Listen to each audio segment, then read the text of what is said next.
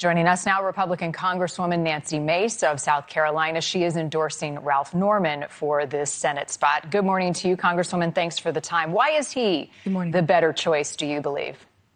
Because he has a conservative record. He's the only one really with a tried and true conservative record. Darlene Graham has no record. And in fact, she can't even find Taiwan on a map.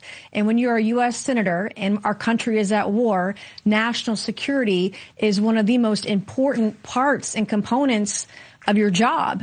Here is someone who doesn't give any credence to the national security risks that we have in the Indo-Pacific region between Taiwan and China, yet she wants troops on the ground in Tehran. None of it makes sense.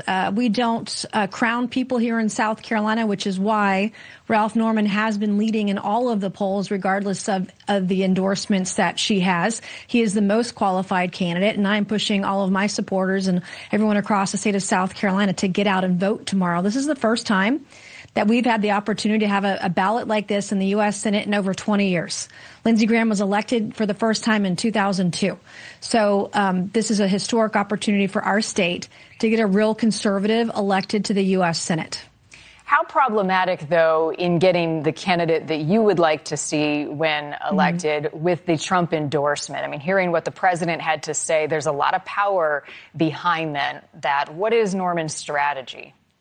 Well, I mean, the president dual endorsed in the governor's race because his candidate wasn't going to win. I'm actually honestly kind of surprised the president has not dual endorsed in this race. Last weekend, Ralph Norman was up by double digits. In South Carolina, we are conservative, but we're also independently conservative, and not every voter wants someone telling them what to do. We are the no kings, no queens crowd, and there's been a lot of backlash in the last 7 days. There's been B-roll about Darlene being pro-DEI. That's not something our state supports.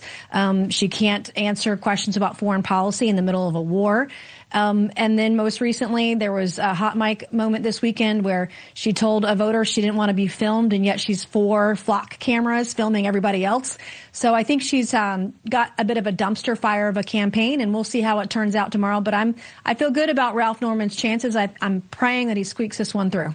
Let's talk about big picture, Congresswoman. Moving ahead to the midterms, what races will you be watching as control of the House hangs in the balance? Well, I think we need to keep our eye on swing states, right?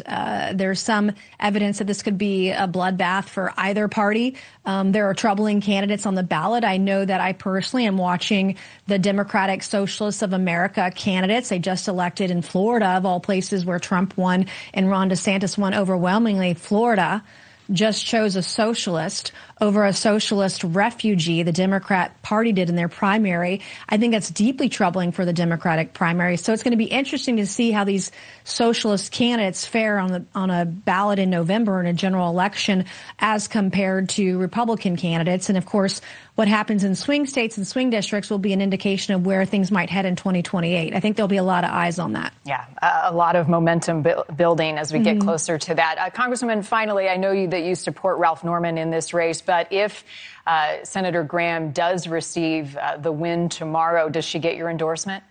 Of course she does. I want to make sure that we are conservative up and down the ballot, that we have Republicans winning races. I'm supporting my successor in the South Carolina 1st Congressional District. I'm supporting Alan Wilson in the governor's race. I'm supporting Republicans up and down the ballot for November. All right, Congresswoman Nancy Mace, thanks for the time. Appreciate it.